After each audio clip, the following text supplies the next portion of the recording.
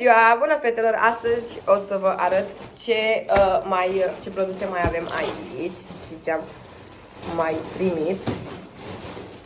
Ca de obicei sunt mai multe colete într-unul. O să le desfacem pe rând. Primul venit, primul servit. Wow! Bun, deci primul lucru avem aici o blăniță. Super! Ia uitați. Deci aceasta este o blăniță. Ia uitați ce frumoasă e. Deci e superbă. Drăgu.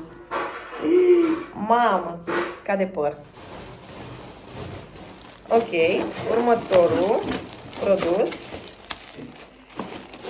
Ce stă aici? Aici avem niște pijamăluțe. Hai să vi le arăt. Ok, deci avem prima pijama este aceasta, cu mânecă lungă, e stil cămășuță. Nici nu știu dacă e pijama sau costum. Asta, să fiu sinceră. Cred că mai degrabă pijamale, că sunt un pic transparente. Următorul produs avem niște pijamăluțe cu ursuleț, tot așa, cu mânecă lungă, cu un năsturei și cu pantalonași. Următoarea pereche de pijamale este aceasta, tot așa, mânecă lungă, cu dungi și pantalonași. Super frumoasă și au o calitate destul de bună. Ia, mai departe. Ce avem aici? Avem niște colete mai micuțe. Nu știu ce se află aici. Ok, avem o gentuță. Nu știu ce e acest lanț. Așa, e neagră.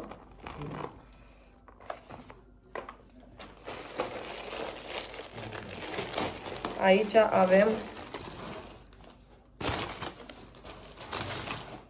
avem un tricou, e al lui Ionuț. Și așa are pe spate.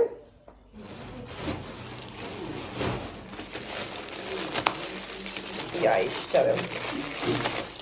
Aici cred că tot o gentuță. E maro.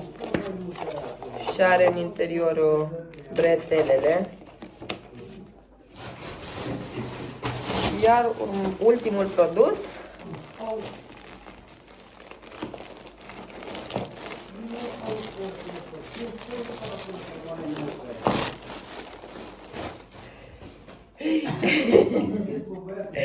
aici avem un halat, cred. Și are și cordon, dar l-am... Are și cordon, fetelor. E foarte calitativ. Uitați și voi un pic ce material are. Este moale și este destul de gros pentru perioada asta, deci super frumos.